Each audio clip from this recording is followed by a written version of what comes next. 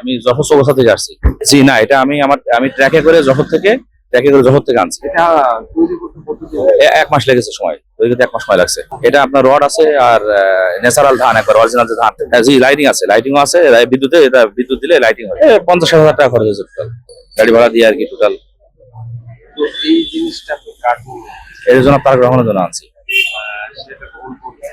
ইনশাল্লাহ আশা করা যায়, আমি শতভাগ আশাবাদী যে তিনি গ্রহণ করবেন ইনশাল্লাহ। গ্রহণ করে আপনার অনুভূতিটা অনুভূতি তো আপনি তো বোঝেন, একটা জিনিস যদি আমার নিজের চাওয়া যদি আমি সেটা পাই, তাহলে এর মতো আনন্দিত আর কোনো কিছু কেউ কখনো হয় না। ঠিক আছে, এর মতো আনন্দ আর কখনো কোথাও পাওয়া যায় না।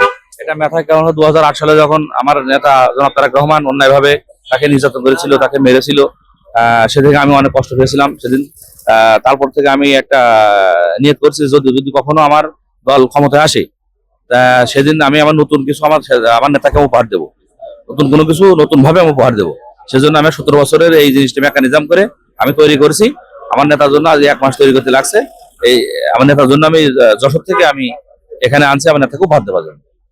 আচ্ছা, 1 মাস বললেন তৈরি করতে লেগেছে, তো 1 মাস মানে নির্বাচন গেছে তো হচ্ছে 12 তারিখে, তো 1 মাস আগে তা আপনি কিভাবে বুঝলেন যে বিএনপি ক্ষমতায় আসবে বা জিতবে?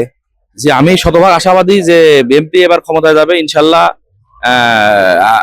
মানুষের মনে যে মানে আনন্দ ছিল, মানুষ যে তারা মানে জনাব তারেক রহমানের প্রতি যে আকৃষ্ট ছিল, আপনাদের মধ্যে দেখেছেন যেদিন আমাদের নেতা এয়ারপোর্টে নামার পরে আমাদের যে 300 ফিটে যে ভাষণ দিয়েছিল, সে ভাষণে অনেক মানুষ সমাগম হয়েছিল।